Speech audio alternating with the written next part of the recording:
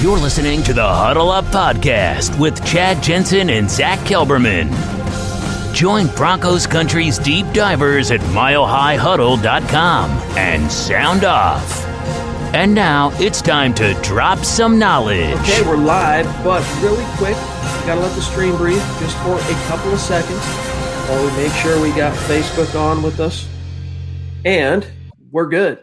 Welcome in, everybody, to the Huddle Up Podcast, presented, as always, by Mile High Huddle, powered by Overtime Media. I'm your host, Chad Jensen, and with me, as always, is my partner in crime, my fellow football priest, my co-host. You know him, you love him.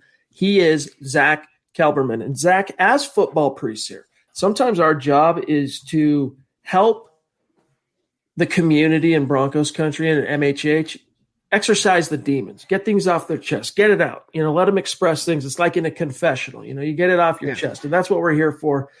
There's really no positive way we can find a few positive performances today, and we'll get to those, but there's no real positive takeaway coming out of this game in terms of what it all means. Like big picture, today proved it wasn't just like you said in your prediction in the Mile High Roundtable. If the Broncos could make this a close game, moral victories are not something you want to hang your hat on, but at least it would tell us if they're close enough, or getting closer, I should say, to the Chiefs. And it wasn't a close game. It was probably the biggest blowout of this 10-game losing streak era. It was Denver's own fault. 4 turnovers, 102-yard kick return. What's your main takeaway coming out of Week 7? Well, I agree with yours. I'll let you give that to the audience, but I look for a silver lining in this game. What I wrote in the mailbag was, it depends which Broncos team we get against the Chiefs. Are we going to get the team that faced the Patriots last week, or the team that opened the season how they did, coming up small in big situations? Unfortunately, for your points that you're going to make, I agree. They came up short today. They came up small today. They weren't ready. They were outclassed in every way, in every phase by the Kansas City Chiefs. I'm not a guy who lives on silver linings, but I will say this. They lost 43-16, but they held Mahomes to 15 of 23, 200 yards and 1 touchdown. And entering, the last couple minutes of the third quarter, that touchdown was in garbage time with the game well in hand. They kept Mahomes in check. And they did that again without Von Miller. So the Broncos defense, if you look for any silver lining, it might be a bronze lining in this situation. But if you look for any silver lining in this game, it's that the Denver defense came to play today. In the snow, against a tough opponent, against Patrick Mahomes and the Chiefs offense. They weren't perfect, but the Broncos, like you mentioned, were done in by their own incompetence. And like we mentioned on the halftime stream, to face the Chiefs is like facing the Patriots back in 2005. You have to face them perfectly. You can't commit any mental mistakes, miscues on the field. You have to play perfect. The Broncos were far from it from the opening whistle, so the final score is no surprise. Another positive coming out of this game, which makes the incongruency of it all so mystifying, is the fact that they ran the ball with authority. I mean, they rushed for 177 yards as a team, averaging 5.4 yards per clip.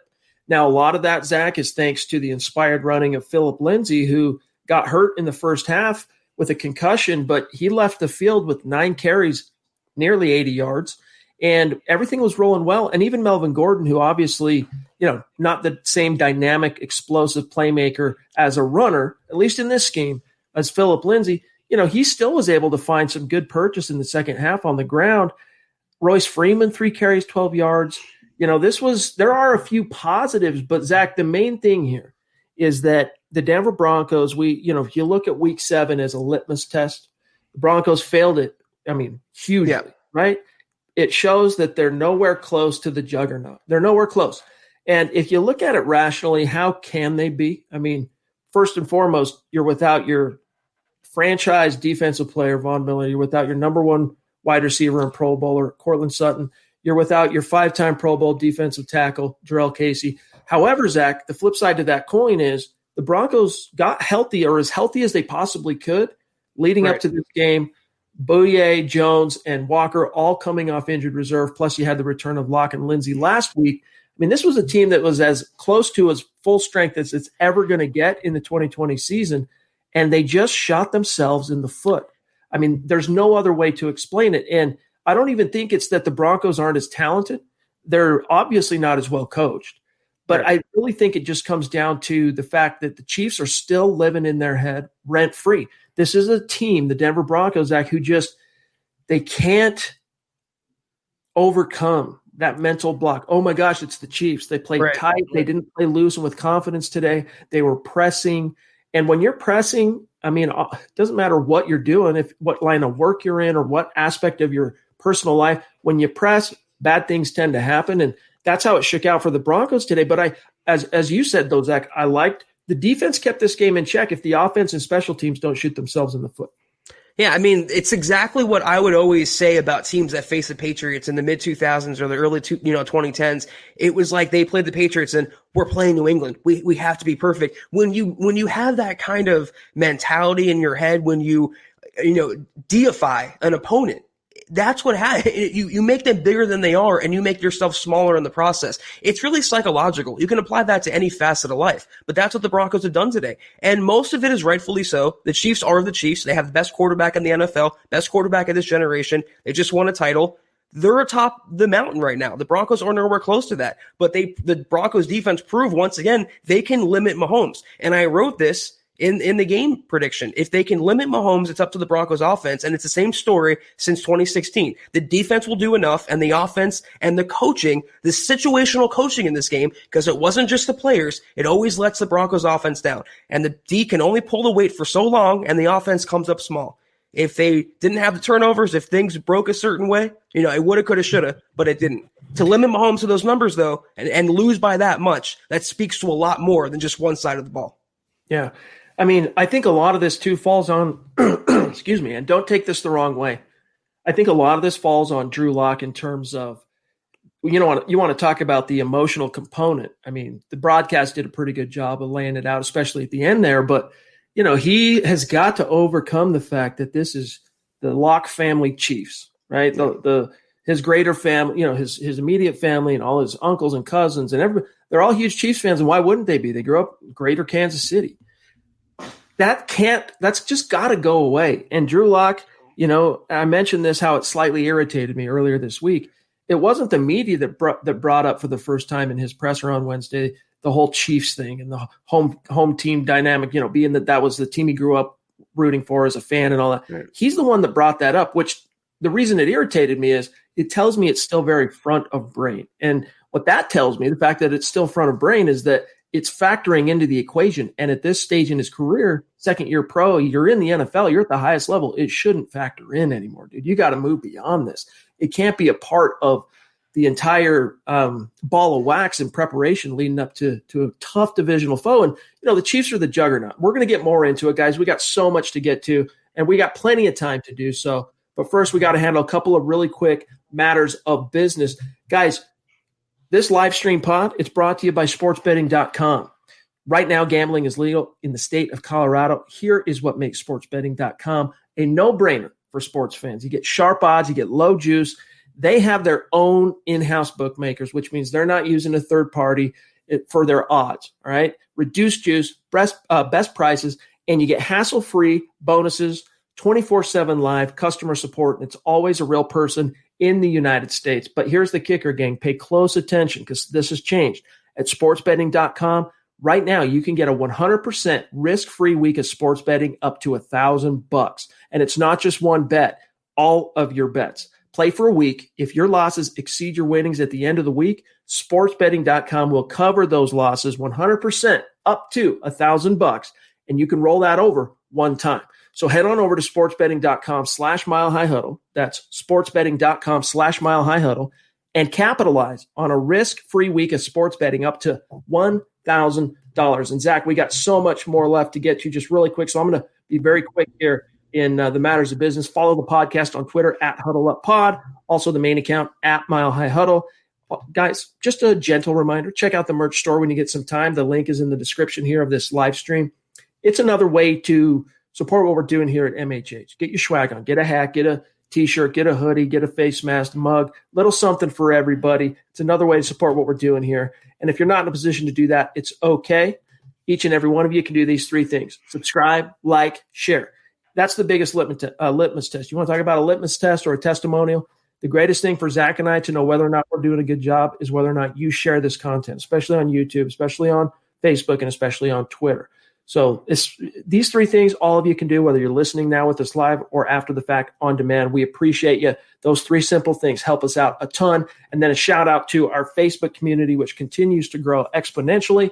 If you would like to become an official supporter of Mile High Huddle, just go to facebook.com/Mile High Huddle, the main page, and you'll see the big blue button, Become a Supporter. We have some really fun, cool content coming down the pipe that is going to be designed specifically and only for our Facebook supporters. So shout out to you guys. We really appreciate our Facebook community.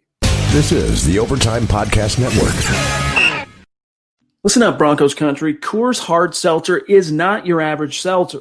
Rooted in Coors' long history of sustainability, their brand was inspired by a generation that wants to do good in the world, that has a mission to restore America's rivers. Never before has it been so easy to make an impact and make a difference and do good in the world. Coors Hard Seltzer is launching the world's easiest volunteer program. Whatever you're doing, simply by cracking open a can of Coors Hard Seltzer, you're volunteering. Our waterways, guys, they are at risk. 80% of America's rivers are drying up, and through a partnership with Change the Course, Coors Hard Seltzer is helping to protect and restore America's rivers. Each 12-pack of Coors Hard Seltzer restores 500 gallons of fresh water to U.S. rivers. Wrap your brain around that. And the communities that depend on them. It's so important. The results? 1 billion, that's with a B, gang, gallons of water restored to 16 river basins across the U.S., including the Colorado River. And that's just year one. And here's what's great about Coors Hard Seltzer. 4 refreshing flavors, 1 cool cause. Enjoy naturally flavored black cherry, mango, lemon lime, and grapefruit. And the specs are in, gang. Coors Seltzer is 4.5% ABV and only 90 calories. Chad, I got to say, for last Sunday's slate of NFL games, I picked up a Coors Hard Seltzer and mango. Loved it. This week, I picked up a Coors Hard Seltzer and black cherry. Loved it even more. So, guys, whether you want to support the cause or like the flavors, you won't be disappointed with a Coors Hard Seltzer. Amen. So join the world's easiest volunteer program by simply drinking Coors Hard Seltzer. You can volunteer to restore America's rivers. You buy Coors Hard Seltzer, you help restore 500 gallons of water into America's rivers. It is that simple. Visit CoorsSeltzer.com to find Coors Seltzer near you. That's CoorsSeltzer.com. For every 12-pack sold through 8/31/2021, Coors will purchase services from Change the Course to restore 500 gallons of fresh river water. Details at CoorsSeltzer.com. Celebrate responsibly. Coors Brewing Company, Fort Worth, Texas. All right, Zach, let's grab a couple of supers, get caught up a little bit here. Jake Girard jumping in, superstar. Appreciate you, Jake. He says, that's right. Jake is in first, setting the tone of the discussion. Appreciate that. He says, we will never win with this coaching staff. We are not even close to being good. We are the worst in the AFC West. There's a lot I would pick bone-wise with that statement, Jake. I'll agree with you, Zach, and then let's serve this over to you. I'll agree that this coaching staff, for all of its veteran wherewithal, it still continues to have so many pesky, persisting foibles, just things where you scratch your head and you're like, really? I mean, we talked about this in the halftime stream, but that pick six that really just swung momentum for once and for all, like, good, you're done, Broncos. That pick six, it shouldn't have come to that. The Broncos were rolling on the ground on that drive, moving the ball with authority with Phillip Lindsay. And then in two play sequence, they throw deep on first down. It's way wide. It's way long, I should say, incomplete. And then they go empty on 2nd and 10, posing no threat to the defense that we're going to run the ball. So the safeties, they can just read and do what, jump the route, and it was over. So the coaching staff continues to be a question mark, I think, Zach, is fair to say. I'm glad you're finally getting on the train, Chad. Yeah, I'm not going to blame Pat Shurmur exclusively for the Broncos struggles or Drew Lock struggles, but how about the flea flicker he's calling in the snow? Like, why? What is the situational play calling? What is the situational management about? That's what the nitpick I have. He has decent game plans. He wants to be aggressive, but it's how he's going about it, how he's managing Drew Lock. Same as last week when he dialed up a deep ball after the interception. That's my biggest gripe. But to say they're never going to win, I mean, these are the same reactionary knee-jerk, and these are predictable statements that fans have emotionally after a game. We were hearing the opposite last week. They beat the Patriots. The Broncos are going to go to the playoffs now. The Broncos are going to be a 10-win team now. And they lose pretty handily. Now the Broncos are trash now. They're somewhere in the middle. The truth is somewhere always in the middle. They're not as bad as they were today, and they're not as good as some fans may have thought they were after last week. Have to let it play out a little more. I think they're good on defense, Chad. I think Vic Fangio, I'm starting to buy in a little more. He's settled down the last couple of weeks. His game plans have been good. I still think he's better as a defensive coordinator than a head coach, because he didn't have the Broncos ready to play today, but his defensive schemes are good. McMahon needs to go, so they need to fire him. And the jury's still out on Pat Shurmur. So far, I don't think he's any upgrade, truthfully, maybe from a slight play calling perspective, over Rich Gangarello. He hasn't developed Drew Lock the way I would have envisioned he would as his guru. So I'm leaning toward him saying he's a bad hire, but I'm not casting any certain judgment on him just yet. I want to let the season play out, and this is coming from a big Shurmur critic. So if I'm saying that, guys, just hang in there a little more. Let's see how things bounce back. Drop your pocket jumping in. Appreciate the super, my friend. And he says, just here to hear everybody defend Locke. And that kind of ties into a lot of comments we're getting, like with Phillip here. I'm done with Locke. Guys, you're 9 games into your quarterback career, and you're done with Locke. I mean, this is the juggernaut Chiefs. Now, I'm not trying to defend Locke per se and tell you he didn't play well or that you can't. The tape doesn't lie. Even upon first viewing, even if you're watching at home on the television broadcast, he did not play well. No. And it was obvious. It was between his ears. The dude has the talent. And I'll say this. I said it before the Broncos drafted him, and I'll say it again now, sitting here week 7, October 25th, 2020. Drew Lock has so many of the franchise caliber tools that NFL teams search for and covet. Yeah. He's got to put it all together, though, in order to fully embody what it means to be a franchise quarterback. And the emotional component in terms of the Chiefs, unfortunately, it continues to be a theme for him. And that's what concerns me. I'm like, come on, dude, you're a pro. This shouldn't be a big deal. Like if Chad Jensen gets drafted into the NFL, a kid that grew up idolizing John Elway, and I get drafted to the Chiefs or I get drafted to the Raiders or the Chargers. Look, guys, I grew up, my loyalties were to the Broncos, but look, that becomes very old news to me because someone else is signing my check and it's a big ass check, right? I don't care anymore. Oh, you want to talk about the fact that I grew up a Broncos fan? Yeah, that's cute. I'll talk about it maybe the first time you mention it. The second time you mention it, I'm saying, next question. What are we doing here? We're all adults. I don't care if I grew up. Why are we bringing this up? But Drew Lock is the one that continues to bring this up. And for whatever reason, Zach, to me, it's slightly concerning. It's still on his mind. He's got to let it go. Well, it's also up to the head coach. I don't want to exonerate Vic Fangio in this situation, but it's up to the head coach to have all his players prepared to face an opponent. And he did not have Drew Lock or Pat Shurmur, for that matter, ready to play the Chiefs. Mental roadblock or not, facing his home state team or not, Chad, he should be ready to face all opponents with no emotional attachment in them. The only thing I will say to Broncos country, why does it have to be one or the other? Why does it have to be an either or? Why does it have to be it was all on Drew Lock or all on Pat Shurmur? It's not mutually exclusive. It's both. They were both bad. Both were bad today. Both let the Broncos down today. They've both looked up and down at certain points this season, but they both failed Denver today. I'm not sitting here and defending Drew Lock and saying he played great today. He didn't. He needs to be a lot better than that. It was unjustifiable, indefensible, but a lot of that also applies to Pat Shurmur. And I think there's an agreement we can all find somewhere in the middle. Our friend Tony jumping in, Discount Audio and Wheels, DA dubbed. Good to see you, my friend. Thank you. Appreciate the super chat and support. He says, what's up, fellas? Flew in to check out today's game, and it was awful. Our defense played very well, but let's be honest, our offense is bad. Drew Lock has regressed. Shurmur has not helped him. Long flight back home. Go Broncos. So he flew in for the game, it sounds like. Unfortunately, it wasn't a win. Tony, I'm sorry to hear that for you, my friend, but, it's really, for me, I know, guys, you can criticize this and say it's coming off as homerism, but this is the third complete game we've seen from Drew Lock in 2019. I can't say yet that he's regressed. There's not enough for me yet to say he's regressed. Yes. His stat line, Zach, and then I'll grab Smith Corona here, is not good. We'll get to that in just a second, but Smith Corona's been waiting a minute, so let's grab him as well. Lock is talented, he says. Thank you, Smith Corona, but makes the worst decisions. The he's young or he's a gunslinger excuses are tiring to me. He's not a rookie. It sucks, especially when other young QBs are doing great. they're not excuses. He is young. It's his 9th career start. This is the first time this season he started 2 consecutive games in a row. It was in the snow, which is no big excuse, but he is young. He hasn't had a full rookie season if you want to, get technical and split hairs.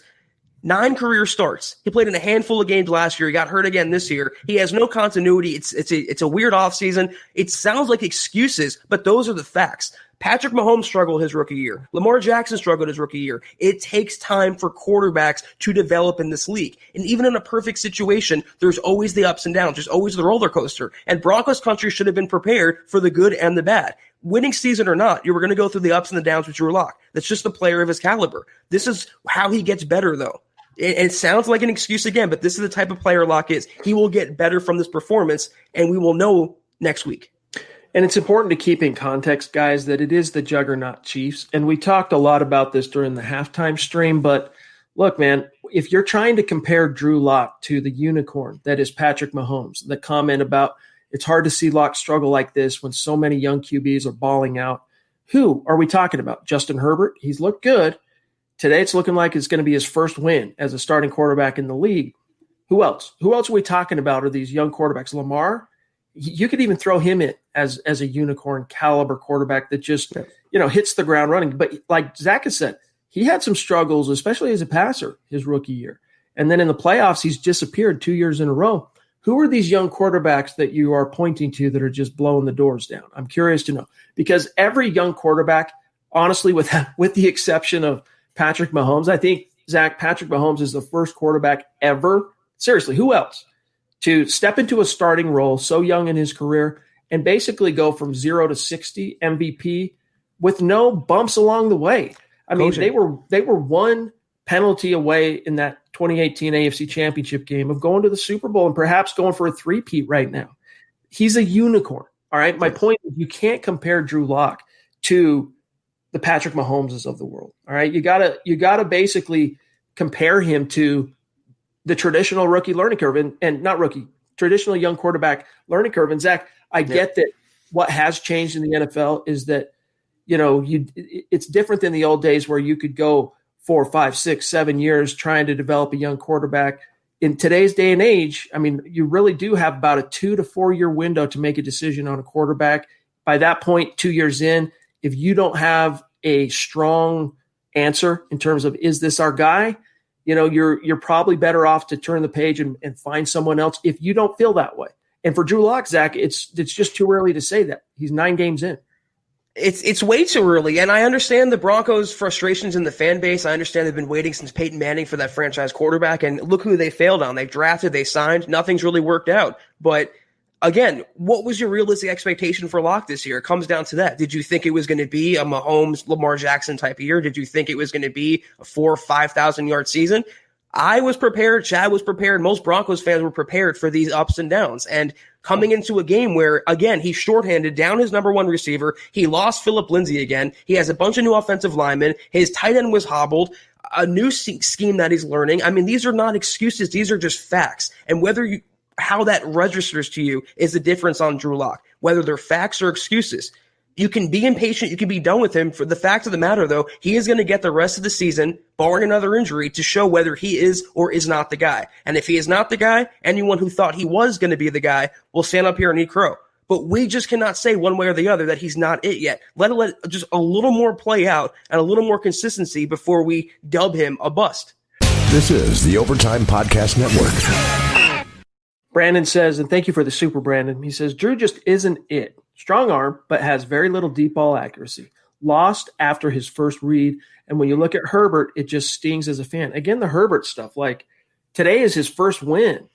I mean, do you want to be the Jeff George of the world that puts up the stats and can never get the dub? I mean, I think for what it's worth, it's looking like I have to eat crow on Justin Herbert. I throw some shade and joke. It's looking like he's going to be a good NFL quarterback. I had a hard time believing in him as a prospect, but it's looking like it. But still, if you compare his accomplishments in the NFL up to this point, it's actually pales in comparison to a lot, unless you want to just go purely off box score stats. Okay. John, we got who else we got? We got do you have Coach Chris? If not, I'll grab him. I just want to say thanks. Coach Chris did not have an actual comment, but Coach Chris just wanted to say, We really appreciate your support, my friend, and your generosity. The stream jumped you, so I can't show your actual Super Chat card, but here's Coach Chris. Really appreciate that generosity, my friend. John, do you have Eddie Vasquez? If not, I can grab him here. Man, the stream is just moving hot and heavy. Zach, who were some of the players, while I set up a few of these supers that the stream jumped, let's just turn the page for a second. Who were some of the players that impressed you in this game? Right away. I mean, early on, Tim Patrick did. He was just doing Tim Patrick type things. He had some sort of chemistry with Drew Lock. Obviously, Phillip Lindsay ran super hard, and I think most Broncos fans have come around to him being way more of an RB1 than they thought he was going to be going into the season. Bradley Chubb looked like Bradley Chubb of old again. I think it's safe to say that he's back. He's a force off the edge. I thought the secondary held up pretty well for the most part. I think Malik Reed did really well off the edge. It wasn't a great game overall, though, Chad. It wasn't a lot of superstar performers. I think those are the ones that jumped to mind to me immediately. I want to get more into that. Eddie Vasquez, appreciate you, my friend. He says, number 3 has to step into his throws. The D wasn't good, but wasn't horrific either. Bad play calls. A lot went wrong, but where lies our biggest issue? Honestly, I think the biggest issue is the coaching staff offensively getting on the same page and Zach's talked about it. Situationally, the coaching staff, Pat Shurmur as a play caller, has left a lot to be desired. Yeah. But they just haven't had the consistency at quarterback to build that up yet. And, 2 weeks in a row, they draw a really, really stiff opponent. And I just think it's going to take time. Honestly, I think by the time this season is over and knock on wood that Drew Lock stays healthy, because that slide with the knee brace, man, for a second there, I'm like, figures, yep, here we go. Yeah. This is it. But nevertheless, if Drew Lock stays healthy, I think by the time you get to the final quarter of this season, even if the Broncos aren't winning or they're not even a factor in the playoff push for the AFC, I think you're going to say, all right, you'll have seen how the offense comes together with Drew Lock. You'll have seen Pat Shurmur kind of settle in. And this was something even Vic Fangio talked about earlier this week at the podium, that there hasn't been enough consistency at quarterback for Shurmur to get into a rhythm and to get into a groove. But nevertheless, with his quarterback, but nevertheless, situationally, you got to see more. And you got to wonder as well, Zach, with it being Andy Reid and Pat Shurmur being a former Andy Reid, acolyte, if you will, how much that played a role into some of his cutesy calls today, like the botched flea flicker, et cetera. So I don't know. What do you think is the biggest issue? It's both. Again, it's not one or the other. One hand washes the other. It's Shurmur calling the plays and it's Lock on the field, making the reads and knowing where or where not to go with the ball. And I agree with some of the comments. Listen, again, I'm not up here being a Lock apologist. He did not play good today. It was unjustifiable. Bad reads, bad footwork, didn't get rid of the football, took unnecessary hits. It's just a young quarterback being a young quarterback. And you can criticize him, but do I have to say he's a bust? Do I have to roll with the mob mentality? No, and I will not. So it was him. He was bad. But Pat Shurmur, whether he has consistency or not, familiarity or not, calling the 4th and 1 shovel. I know I say it a lot. Calling the flea flicker. These are all things a veteran coordinator and a former head coach should never do in any situation. So I can't chalk it up to newness or consistency as a factor for that. He is not getting help 100% of the way from his coaches, and Locke is also failing his coaches and his teammates on the field. It is both situations playing out. And I do think with time, you're going to see Locke with reps and exposure and time on task, you're going to see him develop his ability to go through his progressions and read the field. Right now, and especially if a quarterback is young and pressing with inexperience, he's not thinking clearly. That's what really bothered me when I heard him mention the Chiefs earlier this week, and the fact that he's a home team and then goes, it's his team he grew up with, and then goes into the whole Darth Vader thing, which was cute. And we had fun talking about it, but it just tells me that it's still factoring into the equation, and it shouldn't. Tom jumping in. Appreciate you, my friend, up there north of the 49th parallel in Canada. This is a guy, Zach, that has really become just a consistent superstar in our community, supporting MHH. We love you, my friend. He says, Skangs, quote, gonna make Drew the best he could be. We should have kept him. Shurmur's got to go. Thanks, guys. Are you ready to say Pat Shurmur's got to go? No, I'm really not. I want to see a couple more games, and this is from one of the bigger Drew Lock. This is one of the bigger Pat Shurmur critics out there. It's too knee-jerk to fire him. The only coordinator the Broncos should fire is Tom McMahon. He's had his run, and his unit is exclusively and consistently awful. Pat Shurmur gets a few more games, and I think he'll get this season regardless, but whether the Broncos bring him back, that's another story. They set the precedent by getting rid of Scangarello, who did a lot of good with Locke last year. Say what you want about his preparation and his game planning, but his play calling in certain situations was more creative. It fit Locke's skill set. The only creative play call that we've seen from Pat Shurmur to date has been that Locke touchdown keeper. That says a lot when his most creative play call wasn't even a passing play for his young quarterback. So I thought Scangarello did a lot of good, but to say Pat Shurmur, again, there's a truth lying somewhere in the middle. He gets at least the rest of the season. Coach Chris, appreciate the support, my friend. Really does mean a lot to us. I did like the fact, Zach, that the Broncos under Pat Shurmur got 2 tight ends going and 3 tight ends, honestly. There was balls going to Fant. Took a little too long to get Fant really in a groove. But there were balls going to Fant, there were balls going to Van Nett, and there were balls going to Okuwe-Bunam. And we were doubtful. We were skeptical is probably a better word. How he was going to utilize multiple tight ends. I was actually more impressed today, and this doesn't mean anything. There's no long-term implication to draw from this, but I was more impressed today with Alberto's intensity and his performance than I was from Noah Fant, and that could just simply be Noah Fant, coming back from an injury, not quite being 100%. Chris Hernandez, 24-year veteran, Air Force. We love you, my friend. Bona fide superstar, MHH Mount Rushmore. He says, I'm not mad. I'm just disappointed. Doesn't stop me from hashtag clicking those little thumbs up. Thank you, Chris. Thank you. But what do you think of the tight end action today, Zach? Well, first of all, I will say no passes should ever go Vanette's way. I feel like Shurmur's hot seat should be cranked up about 10 degrees every time he calls an intended Nick Van Nett passing play. Second of all, I'm not going to laud a coordinator for getting 2 tight ends on the field involved when you use fairly high round picks on both of them. Third of all, I thought it was okay, but I give Noah Fant so much freaking credit for gutting through this game. He was not even close to 100%. It was bitterly cold. That ankle was bothering him, and he tried his hardest on the field. He left it all out there. I give that player, he's the real deal, Chad, Noah Fant. I give him a ton of credit for that. So that's what I have to say. That's my observation from the tight end room today. This is the Overtime Podcast Network. Ben Fuller jumping in. Thank you, Ben. A name we don't recognize on Super Chat, so welcome and thank you. Yep. Make sure you connect with us on Twitter. He says, big mistakes killed us. The defense held their own for a while, but can't have kick returns and pick sixes. The offense moved the ball, but couldn't find the end zone enough. And then he goes on to say, it cuts off here, go Broncos, we can compete. So he's taking the glass half full approach. Let's talk about the defense just for a second here. And, the Broncos, some weird statistical outliers in this game. The Broncos outgained the Chiefs offensively 411 yards to 286. All right. Passing yards, 185 for the Chiefs, 234 for the Denver Broncos. Time of possession. Let me find that. Where's the time? TOP. Broncos controlled it 33-26. All those stats, if you would have thrown that at me and said, who wins after the fact, I would have said, man, the Broncos at least were close in this one, right? No. Why weren't they? Because of the self-inflicted wounds.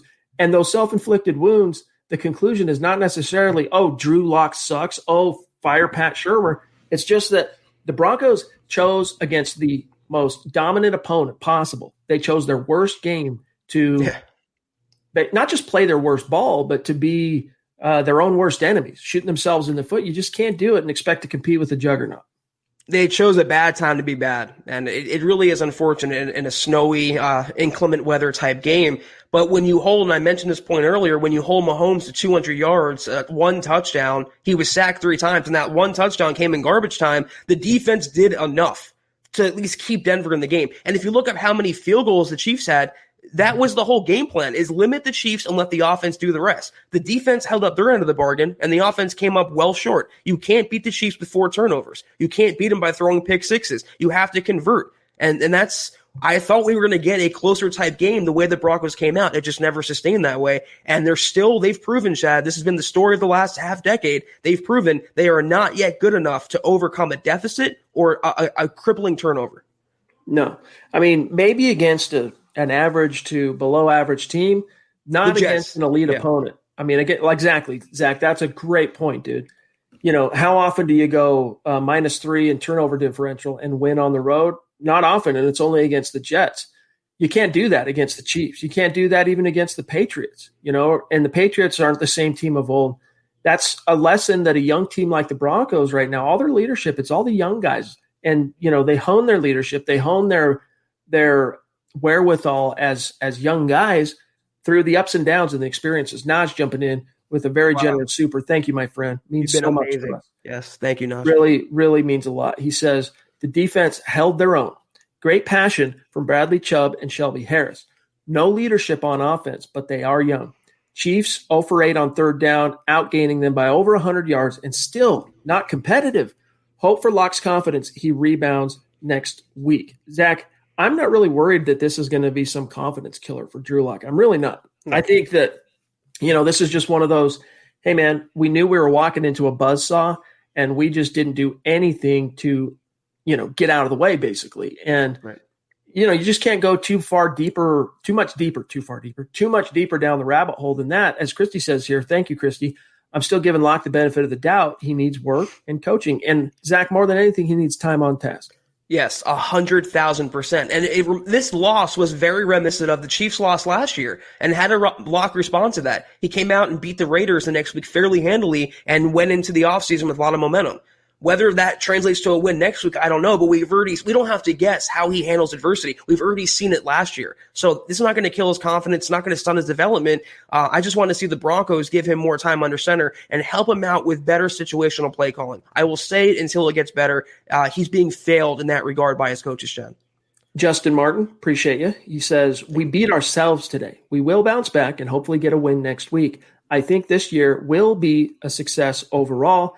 And then Levi Hope jumping in, bona fide superstar. Thank you, Levi. He says, Locke was bad, but he still deserves 2020. Give him the season. Unfortunately, I can't stay for the pod, Denver Broncos for life. Well, hopefully, all good. I'm sure you're listening after the fact, my friend. We love you, Levi, and we agree. Ross Watson from across the pond in Ireland. Wow. Broncos country is not a geographic location, y'all. It is a hashtag state of being. Appreciate you, Ross. He says, hello from Ireland. What does it say about us if we lose so badly and the defense is our best unit? What it says is that it's just still, it's still a very young team, quarterbacked by a young quarterback who is now 9 starts into his NFL career. And this is his 3rd game of the season. And it's his 3rd game going against a juggernaut that is just, the Raiders beat the Chiefs a couple weeks back, but it took literally the perfect performance. Like the Raiders had to play perfect and out coach and out game plan and out execute and out hustle and out want to the Chiefs. And they did it. And it was an outlier and it probably won't happen for a long time. As much as Zach and I think that the Raiders are a team on the come, that was an outlier. Not often are they going to beat the Chiefs. And that's the type of game it takes. You have to play perfect ball, or at least, even if it's not perfect ball, Zach, you got to play mistake free. 4 turnovers, you don't survive any game where you turn the ball over 4 times. Now, we can talk about why those turnovers came and, who's to blame and all that, but it adds up. It says to me, to answer the question, it says to me the Broncos have a young head coach, young in the position, not young in life, who's a defensive mind. That's why the defense is good and the offense is still way up in the air. But to tack on to the last question about Shelby Harris blowing up on the bench, he yelled at his teammates according to the CBS broadcast. I'm actually really encouraged. There's someone showing fire on the sideline. Now, you can point to the fact that it wasn't Vic Fangio the one doing it. I think it was Chubb, not Shelby. I'm sorry. I mean Bradley Chubb. I'm so sorry for that. I love the fact that he showed fire, but where was Fangio corralling his players? And also, you mentioned the point that the defense has leadership. The offense has none. Shouldn't that be the former 2-time head coach in Pat Shurmur, the quarterback whisperer, the coordinator? Where is he? Where is the delegation? Where is the fire? Where is the coaching on the sideline? That's what I want to see more of. I want to see more hands-on coaching. At least Bradley Chubb spoke up and kind of aired some frustration that I'm sure is percolating in the Broncos locker room. Kenneth Booker, bona fide superstar in our community. Every single podcast he's here, and we appreciate him, and we love you. He says, Phil going down hurt us. The D gave us a chance. Yeah, Phil going down was a dagger. And, I was thinking about this in the 4th quarter, Zach. I'm like, man, that would have been nice to have Phil. But I still don't think Phil was enough on his own. I mean, he was on pace to rush for about 200 yards today. But I still don't think it would have been enough because in the critical moments when the chips were down, key situations, that's when the Broncos offensively stepped on their own you-know-what. And who knows, maybe on that flea flicker, he doesn't sail it over Drew Lock's head on the pitch back, and we could be talking about something entirely different. But, yeah, Phil hurt, but I still don't think if he would have stuck around, he would have been enough to, assuage the bad juju the Broncos were obviously playing with on the offensive side. I'm sure if that was a box of wine, Gordon wouldn't have mishandled that, Chad. And all I think is it proved Philip Lindsay once again, and raise your hand in the comments section, he can do everything, and do agree that he is the Broncos RB1, and just he gives a different element to the offense. And you mentioned, Chad, it might not have mattered in the overall big picture, but when you have Philip Lindsay on the field, you're never out of a drive. You're never out of a game. You can always score in any situation. It's just his game-breaking talent. Him running to the same edge of the same offensive line looks a lot different than Gordon doing it. Why is that? That's the player. That's just the speed that he has. That's the dynamicy that he brings to the table. And again, when you're paying Melvin Gordon $8 million a year and he has one more rushing touchdown than he does fumbles, he has 3 fumbles and 4 rushing touchdowns now, and you have Philip Lindsay making $750,000, there's something wrong there. There's a major disconnect. Philip Lindsay, like we predicted, he's going to get the RB1A carries when Melvin Gordon came back, but he's going to literally and figuratively run away with that job as the no doubt RB1. That's what I think he is, Chad. I agree, and we've been on that train since the beginning. Eddie Vasquez, appreciate you, my friend, jumping in again. He says the defense did hold their own. 43 points hurt, though. Yeah, but I really cannot blame the Broncos for the defensive. Anyway, I would blame the defense off the top of my head for like 17, maybe 20 of those points, which is enough to stop the Chiefs. Like that gives your offense every opportunity in the world. Yes, but that's not how it shook out. And then Jason jumping in. Appreciate you, my friend. Thank you. Really has come on strong of late, and it's good to have you in the stream, buddy. He says 10 in a row.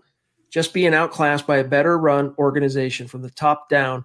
Still love the insight, guys. Hashtag football priests. Still love our Broncos. Outclassed maybe, but when you have the unicorn at quarterback, all things are possible, dude. When you have the unicorn and then you have Andy Reid, who I think even before he won the Super Bowl was a Hall of Fame caliber offensive mind, a Hall of Fame caliber coach. I think that win should put him over the top, getting him in, even though it's just one ring. Nevertheless, it's just the right combination. And I will agree with Jason that from a draft perspective and a talent acquisition personnel, the Chiefs just make good decision after good decision. So maybe you can say that they are outclassed. But, when you have that unicorn at quarterback, man, it allows you to your margin of error goes from like this in the NFL to this when you have that unicorn. Yeah, but when you look at it objectively, the Chiefs to me have the better general manager in Brett Veach. They have the better head coach in Vic Fangio. They have the better, offensive coordinating staff in Eric Bieniemy and also Andy Reid. But you look at when I watch the Chiefs special teams, every single Chiefs Broncos game, Dave Tobbs' unit, Chad, is always performing well. And it reminds me the Broncos really should have hired him over Fangio. They interviewed 3 guys in the 2017 cycle. Todd and Joseph were 2 of them with Kyle Shanahan. So I would say the Broncos did get outclassed. They were better prepared schematically, game plan wise. They performed better on the field, and the score really says the final word here. They were really outplayed in every facet, Chad. Love this from KP. Appreciate you, bro. He says, "Is anyone else buying a Chiefs jersey? I ain't. Just bought another lock jersey." Hey guys, it's just a bump in the road. Go back and look at the game log from John Elway as in his first 2 years as a pro and give yourself some perspective. Give yourself a little context here. James Moss jumping in. Appreciate you, my friend. He says, I would love for us to get the Niners defensive coordinator as head coach. Gets guys motivated. Listen, my friends, the Broncos aren't about to move on from Vic Fangio, barring like a complete collapse the rest of this season. Like if the rest of this season was replete with games like this, if every game the rest of the year was Broncos 43 or, getting blown out 43-16, 17, maybe. But Fangio's here to ride it out, Zach, through the John Elway contract currently, and Elway's contract expires following next year. But even if he wasn't, even if the Broncos do move on, which I don't think they will either after this season, are they really going to go after another defensive-minded head coach and also a rookie head coach of that? I think at the bare minimum, the guy would come from the offensive side of the ball. Who that is, whether he's a veteran or inexperienced guy remains to be seen. But I happen to think after the Vance Joseph and Vic Fangio failures, if that's what it goes down to be, they're not going to go back to that well. They would go for an offensive-minded guy, as they should be. Isaiah 11:27 jumping in. Appreciate you, my friend. Thank you. He says, Locke is our QB, but he needs coaching. Too many misreads and throwing off his back foot. He needs to get the team in the right play. I feel like we're too predictable at times. Thoughts? Yeah, I can see that, and I can agree. But also I think at times where they just make – I guess it's the same thing, being predictable. A perfect example is the pick six. I've mentioned this already in this live stream also at halftime, but you are dominating the point of attack offensively. You're picking up big yards with your dynamic running back. And then you decide to go on 2nd and 10. I get it. It's 2nd and 10. You need to pick up some yards. But what you need to be looking at is you need to make 3rd down a manageable situation. And you've been dominating on the ground. Instead, they go shotgun, empty. The defense goes, okay, unless this is suddenly a Cam Newton-esque draw up the gut quarterback run, I can just tee off on my zone and really play aggressive. And that's exactly what Daniel Sorensen did and jumped that route. And to boot, because the Broncos were in empty, the Chiefs defense goes, all right, pin our ears back. Let's get after Locke. So they pressure him early up the gut, forces him to throw a little, probably a little early, I would say, or just not clear. He just wasn't able to fully see, and Sorensen jumps the route. Yeah. That was a situation where you can argue, yeah, Locke probably shouldn't have thrown that ball. All right. And that's partly on Locke, obviously. But that's a situation coaching-wise, Zach, where you would hope Pat Shurmur would be a little more savvy and recognize how at that stage in the game, the bread was getting buttered. Yeah, you always want a coach to fit his system to the quarterback, not fit his quarterback to the system. And it seems like someone brought up a great point to me on Twitter. I can't remember who it was exactly, so my apologies. But it seems like they said Drew Lock wants to be Kyler Murray, and Pat Shurmur's coaching him like he's Case Keenum.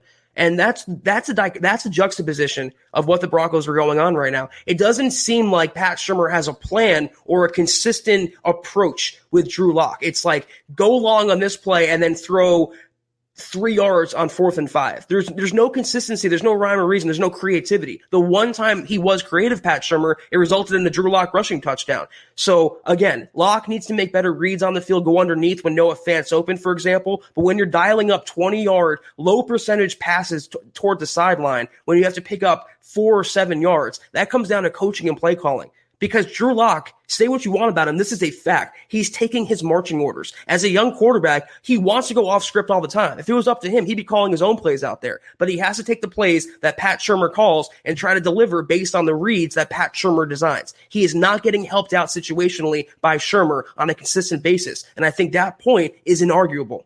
Yes. And even Vic Fangio, he's said that. If you read between the lines, Fangio has said that a couple of times up to this point. Kenneth Booker jumping in again. Appreciate you, bro. He says, positive note, the D was amazing today. And let's just to reinforce that, guys. I know we're already at 44 minutes. Man, where does the time go? But the Broncos held the Chiefs to 286 total yards. They did not convert 1 third down. Zach, you held Patrick Mahomes and the Chiefs 0 for 8 on 3rd down. Yes, the defense deserves all the credit in the world. There were a few too many missed tackles today, but that was a fine bone to pick because this was a team that gave you the best possible chance, if you're an offense and a young offense, to hang with and perhaps be in a position late in the game to beat the Chiefs. And the offense just screwed the pooch. Yeah, I would say they were amazing or close to it. I would not say they were flawless, though. You mentioned the arm tackling, Chad, and that happened on the Sam Darnold touchdown run against the Jets. That's just poor execution and lazy execution on the behalf of the players. And also, Justin Simmons was responsible for the Mahomes touchdown late in the game. He's still not having a great season. There is still some kinks to be worked out. They lost Mike Purcell to an injury. Bradley Chubb, they're always scared when he gets off the ground slowly. But they did play closer to amazing than not. For sure. Hopefully, guys, you saw that from Tom El Greco there that said, the stream jumped him, and it's so hot and heavy today that we're having a few issues here. But he says, bring back Chad Kelly. He's available. We can rehabilitate him. Locke is still the man. No. Yeah, I'm not down for Chad Kelly coming back. That ship sailed a long time ago. And the Broncos have made a lot of different personnel decisions the last couple of years that have gone contrary to their previous kind of the way they did things, we're trying to rekindle things. I mean, this year, bringing back Sylvester Williams, bringing back Darius Kilgo. Who knows? Maybe if things got really, really bad at quarterback, Elway would consider bringing back Chad Kelly, but I really doubt it. If Chad Kelly can't evade vacuum cleaners, how is he going to evade an NFL pass rush? They had his time. He had his moment. He blew it. That ship has long sailed away into the sunset. All right, let me grab this one here from Dickens. C. Dickens jumping in. Oops, hold on one second. Bear with me. This chat stream has been so fire that the stream itself just can't keep up with it, and we love it. From Dickens, he says, Why do these fans, and thank you for the super, my friend. Yes. Why do these fans think another Manning is going to fall into our laps? Locke is the future. He isn't going anywhere. I agree, Zach, that, look, this is your best possible option right now. Is Drew Lock flawed right now? Is he inexperienced? Is he young? Yes, all those things are true at this stage. But the Broncos, the biggest mistake they could make would be to show too much impatience and move on from a young quarterback who, as I've said, has a lot of franchise caliber tools. He just needs time on task and the proper coaching to put it all together and become that franchise quarterback in full effect. And, honestly, if he manages to keep the injury bug at bay the rest of this season, I do think those same Broncos fans in the stream right now that are woe is me, and that's fine because this is the gut reaction. This is the episode where it's okay to be emotional. It's okay to just get it off your chest and say what's on your mind and how you feel. That's what we want to hear, the truth, how you're feeling in the moment. But the same fans that are saying, I'm done with Locke, turn the page, he's not the guy. I think by the end of the season, honestly, are going to be singing a different tune. Yeah, I mean, it's the same knee-jerk kind of response, and I can't speak for every single Broncos fan out there, but who was really expecting Locke to be Manning, at least initially? No one is Peyton Manning. Just like the point that Chad made, no one is really Patrick Mahomes. I mean, they are, to use Chad's word, unicorns. They are outliers. They are once in a generation, and you don't get to see them very often. Most Broncos fans, rational Broncos fans and media and analysts thought he was going to be a good to potential franchise quarterback, at least in year one. And he has, like Chad mentioned, the traits, the intangibles, and also the tangibles. But when you react to every single game, every single throw, you're never going to form a complete opinion on him. And you're not going to give him enough time to form that complete, true opinion on him. They say every draft pick needs 3 years before you can judge them. That's especially true for quarterbacks. He's on his 9th start, guys. Let him get at least the rest of the 2020 season, and I'll be the first one, if he's not the guy, to say he's not the guy. But just give him the time. That's all he's asking. Aaron Lynch jumping in with a very generous super chat, one of our longtime listeners and bona fide superstars. We appreciate it. Thank you, Aaron. And it really does mean a lot to us, my friend. He says, he's got some good points here. He says, teams in a building process keep talent by showing that the coaching staff can lead the team when the building is complete. I don't see that here. Chubb was justified in his frustration. We are not the team to beat Kansas City, but we need to see progress. And if there's anything, Zach, that is, again, the defense, I think, played mostly well today.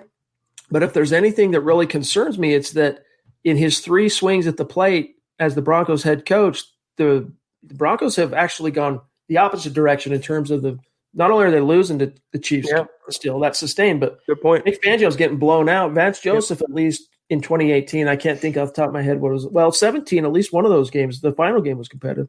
But at least Joseph kept the games competitive all the way down to the wire.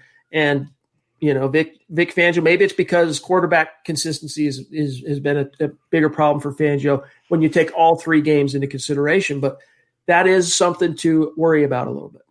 Well, Vance had Von Miller too. He was wrecking the Chiefs' plans. He was helping, keep those games close. But still, you're right. They've gone in the complete opposite direction. And Chubb, what I think he was doing was airing frustration that's boiling in the locker room. He's demonstrating that the defense is really tired of carrying the offense. And this is the same frustration that we've seen on Von Miller the last couple seasons. And when you analyze his social media posts or the way he handles media, we mentioned it, Chad, when we covered that phone interview that he did, when he hung up on the radio host. He's frustrated with being asked about the same questions, and just as the defense and Bradley Chubb is just tired of carrying the offense and the special teams and the coaching every single game, week in and week out. It gets old, and that's the frustration boiling over. The defense did enough today to where the Broncos should have beaten them. If you hold the Chiefs to 17 points, and you mean to tell me the Broncos can't score that with Drew Lock? That's why the defense is frustrated. They did enough. They held up their end of the bargain, and the rest of the team failed them. And it really was the turnovers. The Broncos moved the ball today. They outgained the Chiefs by many, many yards, okay? Yep. It was the turnovers that crushed. Brad Dutton jumping in. Appreciate you, my friend. Thank you. He says, like you guys have coached, Locke needs all have coached. Probably what he's saying is, like you guys have said, Locke needs all season. And we agree with that. And he's going to get it, barring injury. Broncos fan 13 jumping in. Sign Demaryius Thomas if he can help the development of the young receivers and the offense in general. Yeah, I doubt that's going to happen. Zach, the young guys, they were making plays today, but Locke, as opposed to the Patriots game where he was dropping dimes, especially vertically, he was on point last week. Those picks in the fourth quarter crushed his overall efficiency and his QB rating and the whole 9 yards. But that vertical and just overall as a passer, that accuracy was way off today. And you can say, oh, it was a snow game and all that. And there's probably some truth to that. That's part of the equation. That's part of the explanation. But I think it was just between the years, he was pressing. He was overwhelmed. He was not on point. And he didn't give his wide receivers, for the most part, the best opportunity to have a game today. I don't know if that question meant him coming back as a coach or a player, but I don't know that what DT could teach the Broncos receivers except how to drop passes, maybe. And he brings nothing to the Broncos organization. He had his time again, but Tim Patrick is really the go-to guy right now. He's balling out. KJ Hamler will get involved. Jerry Jeudy will break out. And they still have Courtland Sutton. Part of the reason the Broncos moved on from DT is because they felt Sutton was the leader on the field and the locker room. Sutton's still around the team, even though he can't play. He's still giving his opinion and helping out the young receivers. And Tim Patrick, every single week, Chad, has some rapport with his young quarterback. And it's only a matter of time before the other young pass catchers get going. I'm not worried about the weapons. They have those in place. Let's grab this one from Nunzi, Robbie Nuns. And I'm sorry, my friend, the stream jumped your super chat, so we have to go in and put it in after the fact, or else we'd see your awesome profile pic there. But thank you so much for your generosity and your support. Thank you. Longtime listener of the show, longtime Mile High Huddle guy. Appreciate you, Nunzi. He says, keep up the good work, fellas. Been having some issues, so haven't been around, but I'm a Lock guy. With all these offensive young weapons, we need an offensive-minded head coach to move these kids forward. Keep up the good work from Nunzi. Yeah, I mean, you can say that, and I wouldn't necessarily disagree that maybe Elway erred in terms of he should have erred on the side of offense back in 2017 and hired Kyle Shanahan instead of going defense back to back. And in the case of Vic Fangio, let's look at what the playing field was opportunity-wise for John Elway to hire. Who was the only offensive guy that he hired interviewed was Zach Taylor, who ended up going to Cincinnati, and Mike Munchak, who's an offensive line coach. He's not some visionary offensive guy.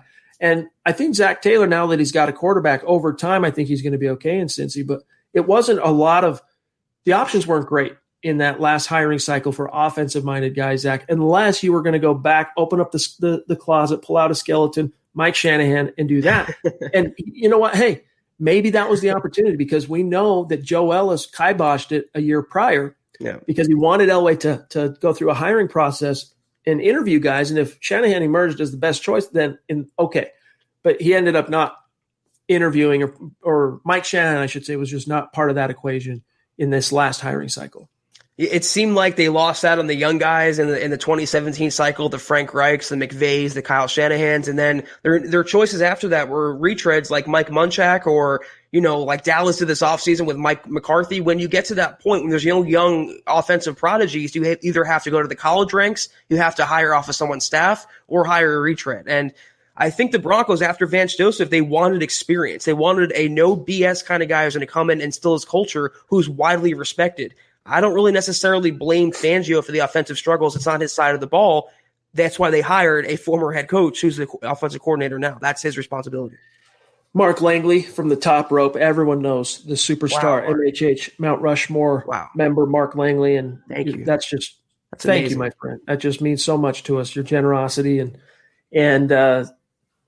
staying in touch. And Mark can't be in every single live stream like he has been in the past because of his work and his personal life schedule and whatnot. And we understand that, but he listens to every pod and he shows love and support. And we appreciate you, Mark. He says, "What's up, my guys? I still believe in Locke, and I hope you do too as well. Let's not judge until the end of the season, but I still believe in him. And as far as Mahomes, he started on a playoff caliber team. Must be nice. Miss you guys. #footballpriest, #MHH. And again, guys, that's why I'm serious, gang. You would be remiss to go overreacting and, knee jerk because the Broncos got blown out against the Chiefs. And you know what? This wasn't even a game Patrick Mahomes went off. Like, the Broncos, for the most part, defensively contained him. This was just a game where the wheels fell off offensively in terms of the mistakes, self-inflicted wounds. And when that happens, you just don't give yourself a chance to win. And I just think, Zach, all you can do in this game is just say, look, they just had a bad day at the office. And against elite opponents like the Chiefs, small things compound and build up, and good teams, like we talked about on the halftime stream, they take one little slip up, all right, and boom, it's a dagger to the heart. They make the most of it, and it's like they're, it's nothing to them. It's like they're running on autopilot because that's what elite teams do. Yeah, and I was going to say great teams also win 43-16 when their generational quarterback throws for 200 yards and 1 touchdown. The Broncos should feel, I think, a little encouraged, and it's not just trying to put lipstick on a pig here, that their defense did enough to win the game today. And if it wasn't for the self-inflicted wounds, the Broncos beat themselves, you could argue. And that's encouraging going forward, that they weren't just blown off the field like the Jets. The Broncos are not the Jets. The Broncos are much better. And like Chad and I have been saying, or at least I've been intimating, they have the horses. They have the players. If there's just better coaching in certain spots, I think you can get more out of this team. I'm not jumping off a cliff. I'm not naming Drew Lock a bust. I'm not saying they're going to go winless the rest of the year. Those are all too knee-jerk. But Chad, they're all expected also after a very emotional, brutal loss on your home field to a hated rival. Jason Christopher jumping in. Thank you for the support, my friend. He says, I still have optimism for Drew Lock. Go Broncos. And you should. Okay. Don't make more out of this loss than it deserves. Okay. This was just a bad game. They hyped themselves up. They pressed on offense. They didn't get a good contribution from the OC. They didn't get a good contribution from the quarterback. And, I think there were some silver linings offensively, which I want to get to here in just a second, but it was just the self-inflicted wounds, special teams snafu. You just can't survive against a team like the Chiefs. Jess jumping in. Appreciate you, my friend. Thank you. Superstar. He says 220 yards passing per game for Locke in 3 games with 1 touchdown and 4 picks is going to get the job done. No more excuses. Figure out the QB position. Jess, whether you go back to the well in the draft, I hate to break it to you, my dog, or go out and sign someone, there's no quick fix. The Broncos have to ride out the storm and figure out whether or not Drew Lock can develop these tools, because he's got the raw tools. He's got so much about him that checks the franchise quarterback boxes. But the Broncos, and for fans, there's no quick fix. There is no Patrick Mahomes coming in out of, the 15th overall pick or whatever, 10th pick, whatever it was. That's 50 more years down the road. That's how long it takes for a unicorn like that to come straight out of the draft into dominating the league from drop 1. So at this stage, it's not so much bear down and hold on for dear life, but the Broncos at this stage, they have to see what they have in Drew Lock and continue to develop him and show patience. And that's how young teams come together. All right. Now, look, this is not exactly apples to apples, but look at Jay Cutler's career arc in those 3, I guess it was 4 brief years in Denver. Let's see, 06, 7, 8. Yeah, 3 years. My bad. 06, he ends up taking over for Plummer. The team collapses and misses the playoffs. 07, the Broncos go 7-9 with Cutler as the full-time starter all season long.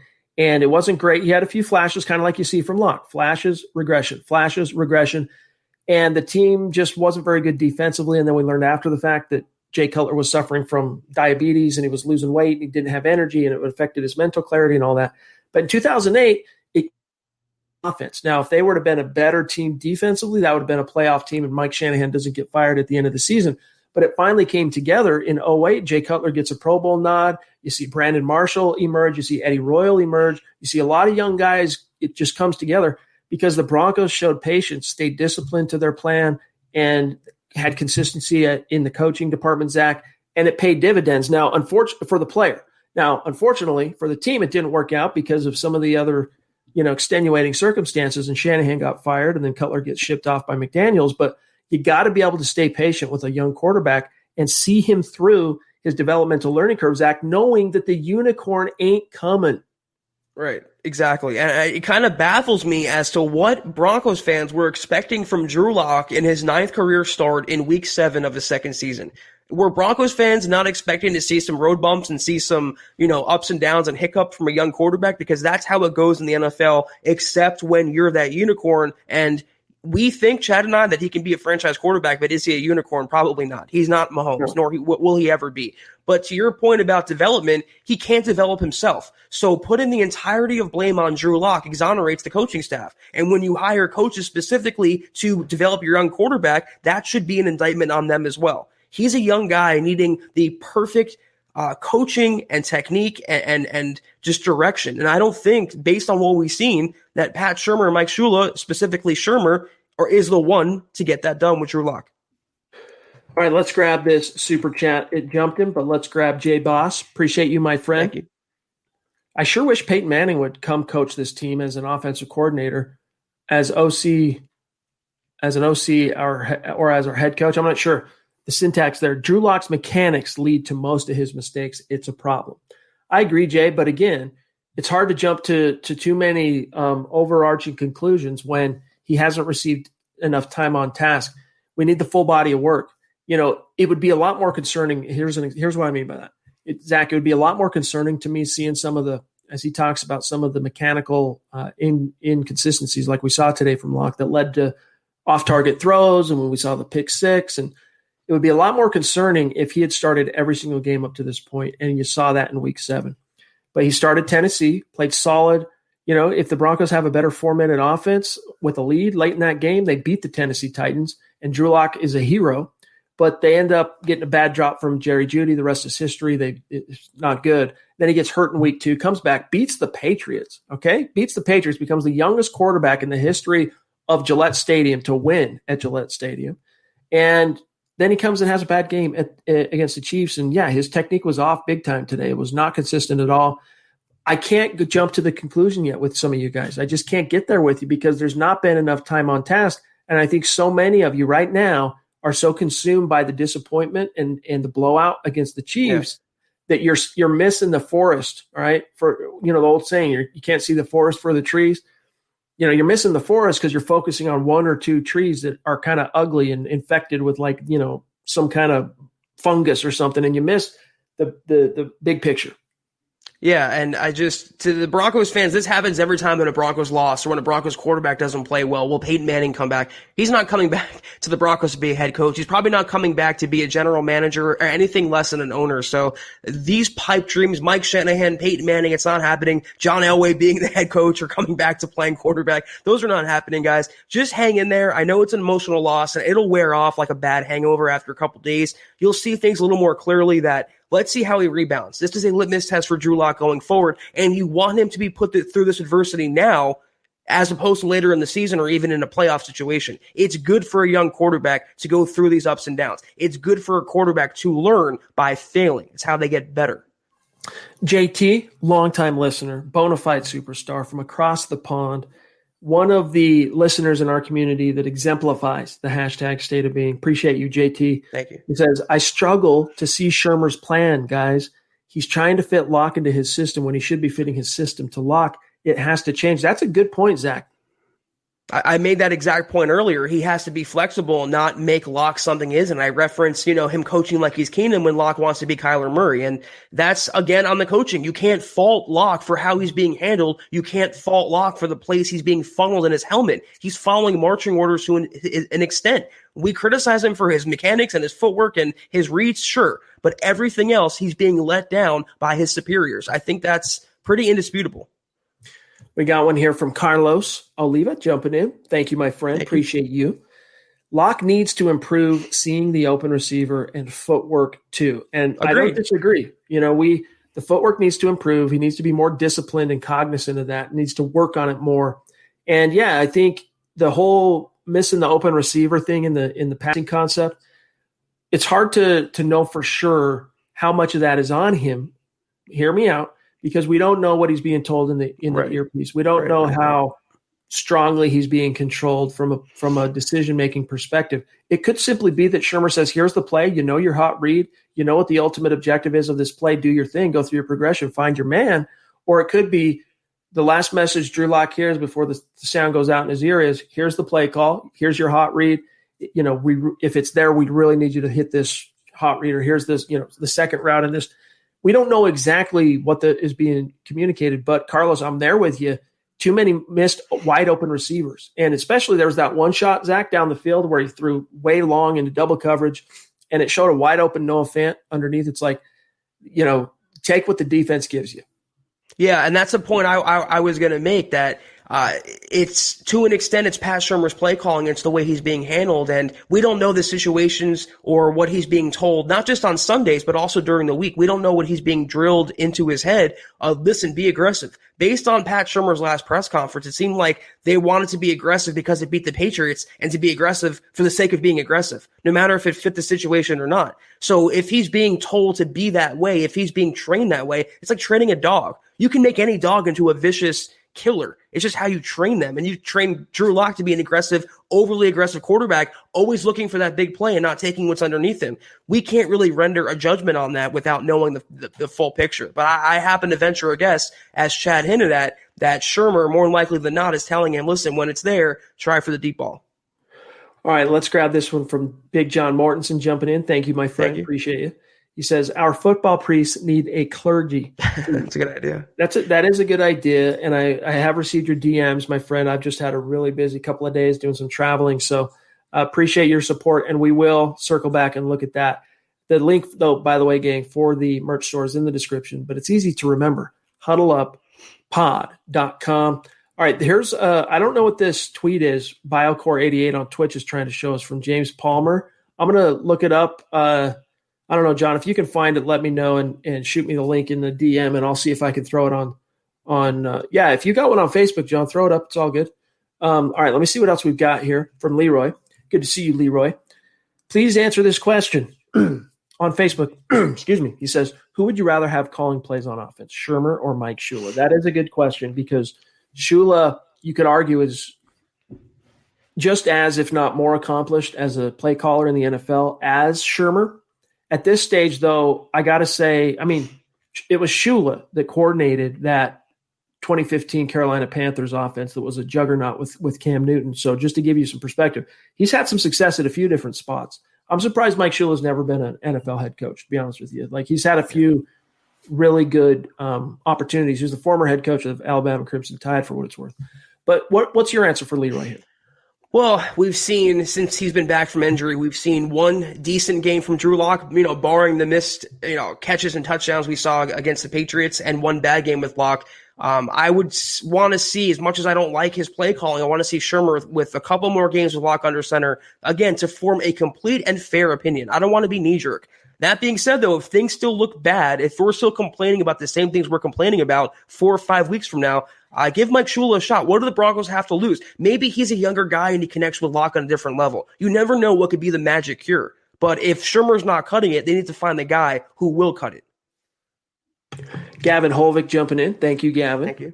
He says, Peyton Manning led the league in picks his first year and was called a bust by others. Fire Shurmur. And Fangio, it's an issue. Coaching is the problem. Fangio, on the defensive side, the Broncos came to play today. They weren't the issue in this particular game. It was on the offensive side. And, we've been critical already today of Shurmur. And I just think that at this stage, the only hope fans should have, and really the only hope the Broncos have at this stage offensively, Zach, is more time on task between Shurmur and Lock together, playing games, going through the bumps in the road, the trial and error, the learning curve, because there is a lot to be learned today. This was something the television broadcast made clear at the end, and it's true. There's going to be a lot from the film for Drew Lock and Pat Shurmur to learn from today. And, don't get too crazy. But, Zach, here's why you should have a little bit more optimism on Pat Shurmur. What if I were to tell you that the two guys who led the team in targets today were tight ends? Albert O, 7 targets. Noah Fant, 7 targets. Albert O hauled in all 7 for 60 yards, leading the team. Fant, for whatever reason, he and Locke weren't quite on point. It's probably because he's missed some time. 3 receptions, 38 yards. Then you throw in Van Nett, who was targeted 3 times. I never would have guessed coming out of that game, even expecting that, hey, you got to weave Okwuegbunam into the game plan. I never would have guessed that Pat Shurmur would have schemed 17 targets to the tight ends. And that just tells me that he is smart enough to recognize kind of like, all right, I got to make the most of my personnel and where my strengths are. And, it's just going to take more time working with this young group of guys and the young quarterback, staying in the game, staying on the field. And I think you'll start seeing it stabilize against teams that aren't necessarily juggernauts on a week in and week out basis. Yeah, I guess he deserves credit for adapting because he's not a historically tight end heavy kind of offensive schemer. But when you're down Cortland Sutton, when you lose Phillip Lindsay, when Melvin Gordon's being unreliable and Jerry Jeudy's being unreliable, dropping passes, who else do you have to go to? Again, I'm not going to laud a coach when you have two highly touted tight ends for using them in the same game. This is a former head coach that's been there twice now. In terms of Fangio, I agree the defensive game plan or preparation wasn't really bad, but you mentioned the Broncos still viewing the Chiefs as this big brother or this big sacred thing and this being. That's on Fangio to get the Broncos over that hump. As the head coach of the team, it falls at his feet. It's up to him for the Broncos to come out and have the intensity and the want to and be prepared. I don't think the Broncos were prepared to beat the Chiefs today based on what we saw.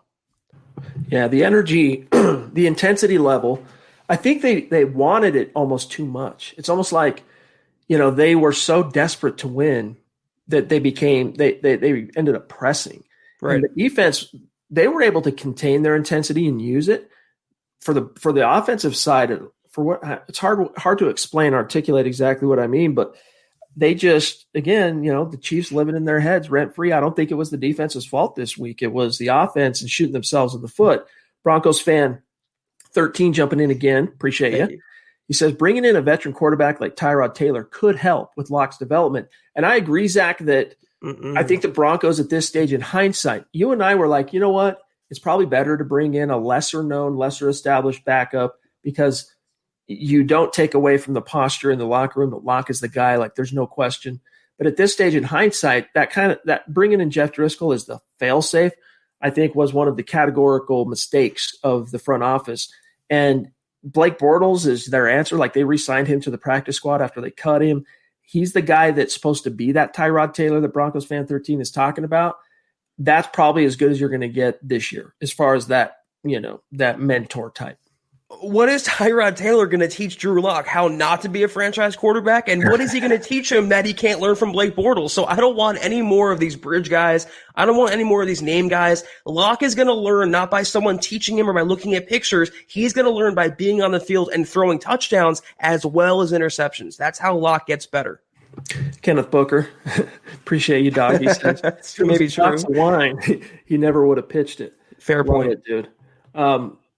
Let's grab Based Gase. Man.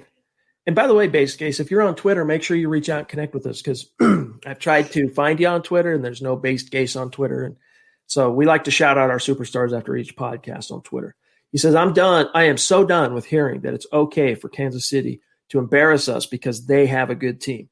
When can we point the finger at Elway and Joe Ellis? Ownership is as bad as the coaching. I would agree. In fact, what I would say, Based Gase, is that the ownership situation is worse than the coaching. The ownership situation and everything trickles downhill. You would hope that John Elway, being the leader of the football operations side, being the president, the lead executive on the football operations side, would be enough to keep that ownership, lack of clarity, lack of ownership. There is no ownership vision, that he could be that vision. But, maybe it's a guy that's juggling too much. I don't know. But John Elway, yeah, I mean, I'm reading the book from Jason Cole. We had Jason Cole on the show a few weeks back when his book on Elway, A Relentless Life is what it's called. Elway, A Relentless Life came out. And I've been reading it. And we'll go through some of the takeaways on the read when the time comes. But one thing that makes evident is just Elway's competitive drive. No one is hurting more. No one is more pissed off right now that the Broncos got blown out in a 10th straight loss to the Chiefs than John Elway. Now, that doesn't make it okay. That doesn't mean that we can't criticize the front office, but I don't think today was a failure per se of the ownership. I don't think it was a failure per se of John Elway. It was simply a team that is young and just nowhere close to the Chiefs. That's just nowhere close at this point. We hoped maybe they could have inched a lot closer, but Zach, if you have Von Miller in this game, I still don't think the Broncos are really all that much closer. Maybe if you have Cortland Sutton. I don't think so in this game, though, because Locke was off. Locke did not have a good game. Something was off between the ears. I think the only people affected by the ownership are Joe Ellis and Elway and also the fans. The ownership isn't responsible for a 4th-and-1 tight end shovel. It's not responsible for people dropping touchdown passes. It's not responsible for Drew Lock throwing a pick six or having bad coaching. None of that, it goes hand in hand with the ownership. So you like to see it get worked out, and it is hanging over the Broncos facilities like a black cloud, but none of that is the reason the Broncos are where they are right now and the way they lost today. It doesn't fall on the ownership or lack thereof. All right, Zach, excuse me. We are at 1 hour and 16 minutes, and we still have a few super chats stacked up. And Richie, this is a good point. He says, Locke threw that pick super early because he didn't want to get hit. And I think there's some truth to that. There is some truth to that, but it's also, you got to keep in mind, the Broncos made it really easy on the Chiefs to get that early pressure by going empty on a 2nd and 10 after they had just dominated and blown them off the ball on the ground. Like, make them think, make them have to consider what they're doing. I mean, think back to all those years, Zach, with Peyton Manning and getting out to those big leads and whatnot, and guys like Vaughn and DeMarcus Ware just knowing what's coming because teams have to throw, pinning their ears back. It just makes it so much easier all across the board when the defense can see you're in shotgun, you're empty, you're throwing the ball easy. And yeah, that doesn't excuse Locke for making a bad decision in a rushed throw, but it's part of the equation. It's also the reason, I mean, he's been behind 2 offensive lines 2 years in a row that got him injured now. So he's kind of stunned in that way where he has to kind of fade back naturally and instinctually because he got hit the first couple games because there wasn't a right tackle, a real right tackle in the lineup. So that's all gets worked out with playing and experience. But this is the problem that Chad and I were worried about. The Broncos turning Drew Lock into Josh Rosen, letting him get hit and battered and get that beaten dog kind of mentality where he doesn't want to get hit. And, you know, that's the worst thing you can do for a quarterback is subject him to that where it affects his play. John, do you have John Mortenson's second super? Justin Martin, Drew H. jumped in, Aaron Lynch, JP, Tanner. The one I have closest to me that I can grab is Jeff C's most recent super, and then we're caught up. Justin jumping in. Love you, bro. Really appreciate your consistency. And if you're on Twitter, reach out and connect. He says, the most frustrating part of the game was that there were only 2 plays that took us out of it. We were moving the ball and would have had a chance. 2 plays, I would say there were 4 plays that took the Broncos. Well, if you're looking at it from a flow perspective, yeah, there were 2 plays in the first half that crushed the Broncos' chances of really being in this game. But it just comes down to, guys, the turnovers, all right, 4 turnovers plus a kick return. Yeah. Most NFL teams, even the worst in the league, you don't survive that. You just don't.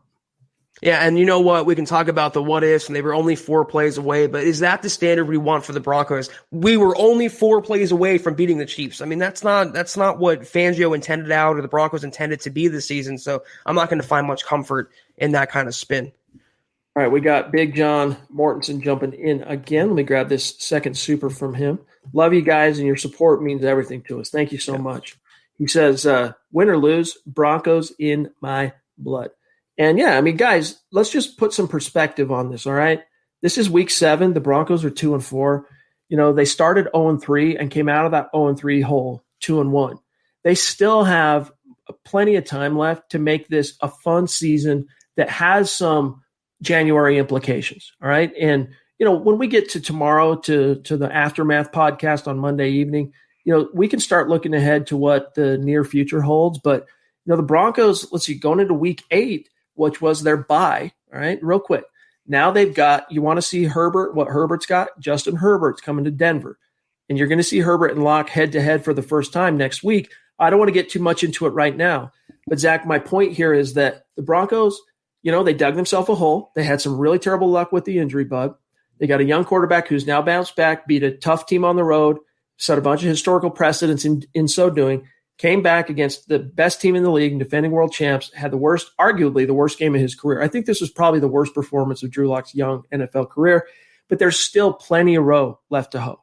Yeah, I mean, you know, take it or leave it, but don't throw out your number 3 jerseys just yet. I mean, at least give it the rest of the season because the Broncos will be playing some exciting football. They're getting healthier. They have the talent, as they demonstrated today on defense, to make games competitive. If the offense can pull its weight and Lock and blossom, this could be the rest of a fun season in store in Denver. Drew Hollenbeck, one of our superstars, jumping in. Appreciate that, my friend. He's still got his handle, Zach, as Drew H. Buy some swag. Appreciate you, Drew. He says the Super Bowl champs took advantage of a young team still learning and making mistakes. Who would have seen this coming? Now, maybe you could say, Zach, that I tried to oops, sorry, John, wish that into existence. Go ahead and throw that up now. By picking the Broncos in the Mile High Roundtable, and there's probably some truth to that. And yes, thank you, Drew. There you can see he's rocking the football priest hat, rocking the face mask.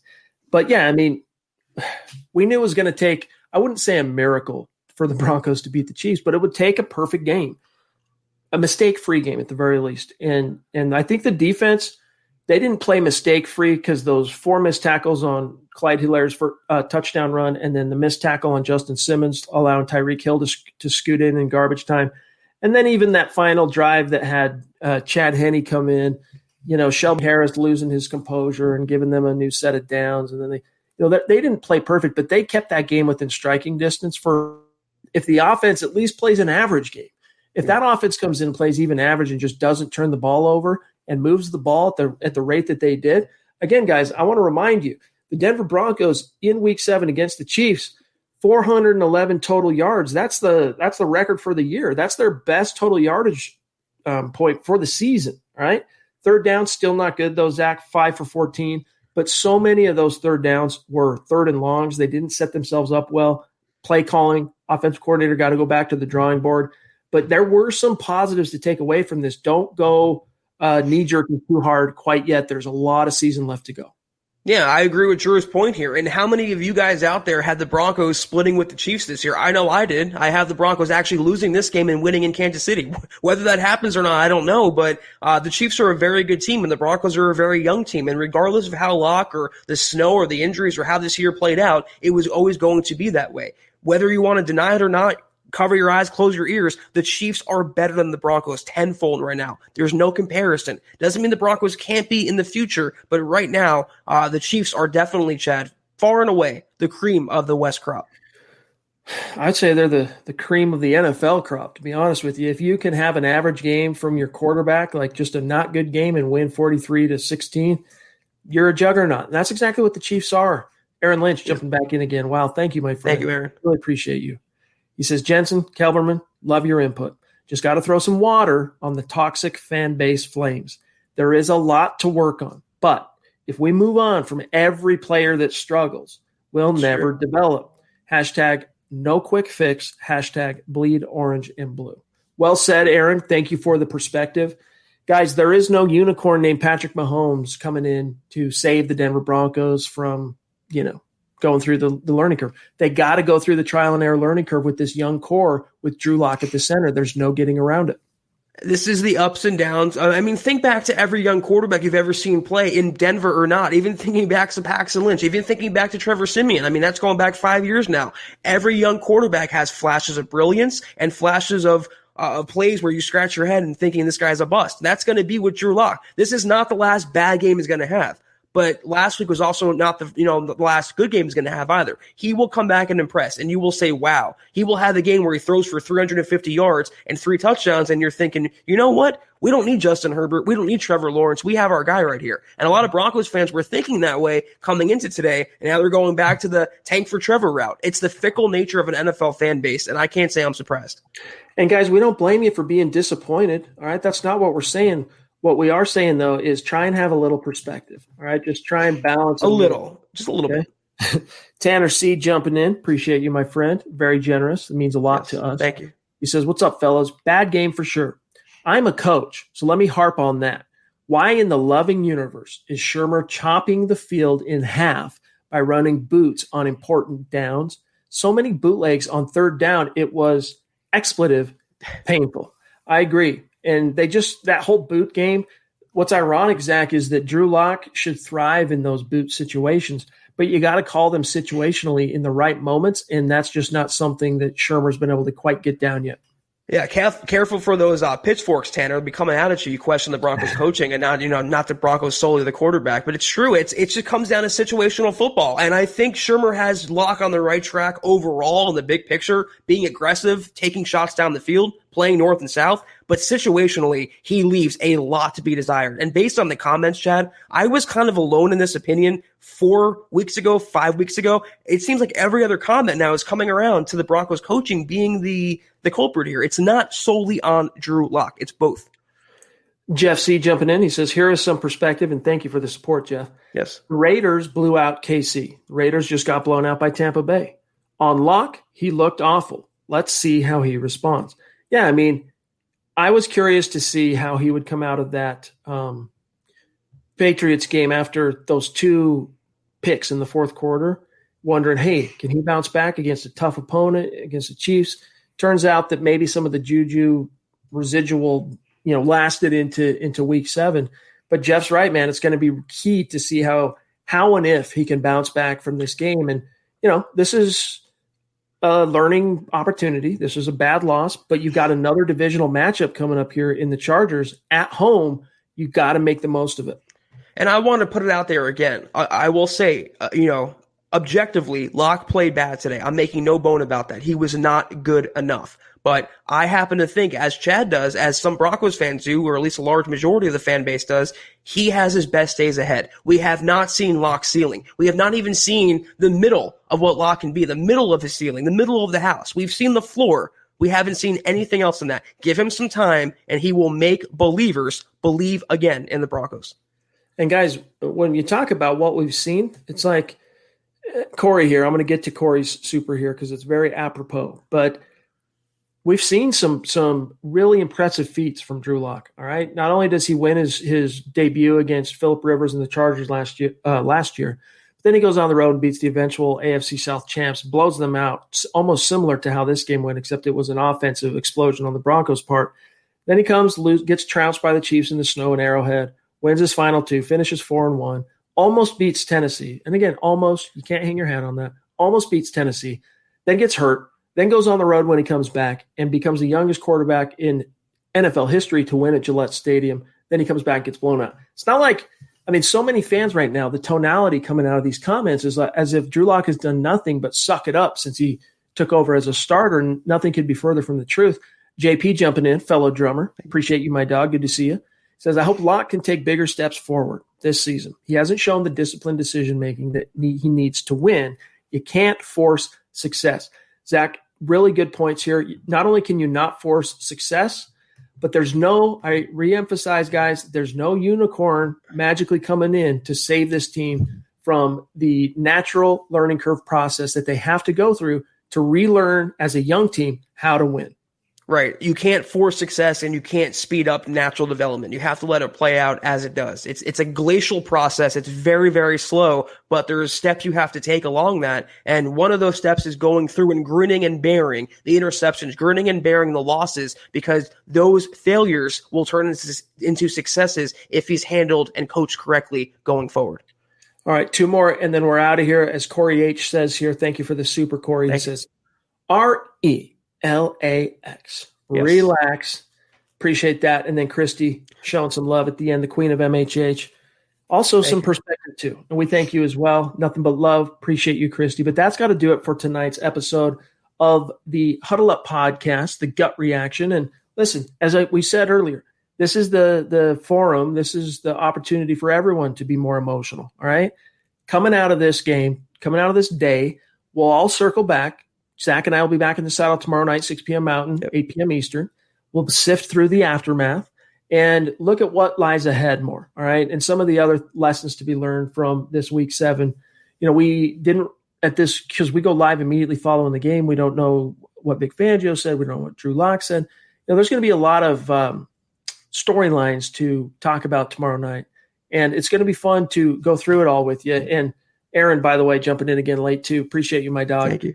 Says, I know it's running late, but my new work schedule doesn't let me catch these live anymore. Just throwing some love while I can. Thank you, Aaron. It means a lot, my friend. And it allows us to keep bringing you this content and go, keep our nose to the grindstone and in the drawing board, so to speak, coming up with new ideas to give you great content. And a forum, Zach, for everyone to sound off and get their takes in. That's part of what this live stream podcast has become over the last year. Yeah, and you know what, guys? I know what it's like to be a super hardcore vested football fan where it just feels like your life is crumbling down with a bad loss. And take tonight, revel in the misery, revel in the loss, feel bad for yourselves, eat ice cream, whatever you have to do to get over it. But starting tomorrow going forward, we're going to have more clarity on tomorrow's, day after podcast. We're kind of going to break down why all hope is not lost in Drew Lock, nor the Broncos for the season. Just take tonight, but also going forward, you're going to see better days, better performances, a better offense. This was a low point, but there's nowhere to go from here but up, and they soon will. All right, last thing for the glass half empty gang out there. Michael saying this pod should be called the Lock Excuse. All right, henceforth we're rebranding Zach as the Lock Excuse podcast. Look, Sure. Lock was bad today. He's got to be better, but we're not going to join you jumping off the cliff. All right, sorry, way too early. Been around the block enough when it comes to the NFL, when it comes to the Broncos, to know you can't go jumping off the cliff quite yet, especially with what we've seen from this kid. Again, I remind you, and like hear from Donald, 4-1 was an aberration, he says, last year. I can't go there with you, dude. I think right now you're just letting the darkness hang in your heart a little too much. Yeah. Lock's got to get better. And I think with time, there's more reason to believe at this stage what we've seen from him that he will than he won't. With that said, Zach, what do you got? I was just going to say the closing point here is that we've done everything but make excuses. And I've come out 4 or 5 times and looked at the camera and said, I am not saying he didn't play bad. I am saying it was unacceptable how he played today. So making excuses, no. Telling it like we think it is and giving our opinions, yes. That's how we feel about Locke. And just like you out there, we're allowed to have our opinions on the Broncos quarterback. We're not blowing smoke. We're not being overly negative or positive. We are telling it like it is based on what our eyes saw and what our brains are relaying after what we witnessed, Chad. Not an excuse. All right, guys, we got to bounce for now and dip on out of here. Thank you so much to each one of you for spending some time with us here tonight. A mile high salute to our Super Chat superstars and our Facebook supporters. We love you. Follow the podcast on Twitter, as you can see here, at Huddle Up Pod, also at Mile High Huddle. Follow my partners at Kelberman NFL, myself at Chad and Jensen on Twitter. We'll be back tomorrow night, 6 p.m. Mountain, 8 p.m. Eastern. Zach, have a great start to your week, my friend. You as well, my friend. Can't wait to break down the aftermath. It's going to be fun. We'll see you tomorrow night, 6 p.m. Mountain, gang.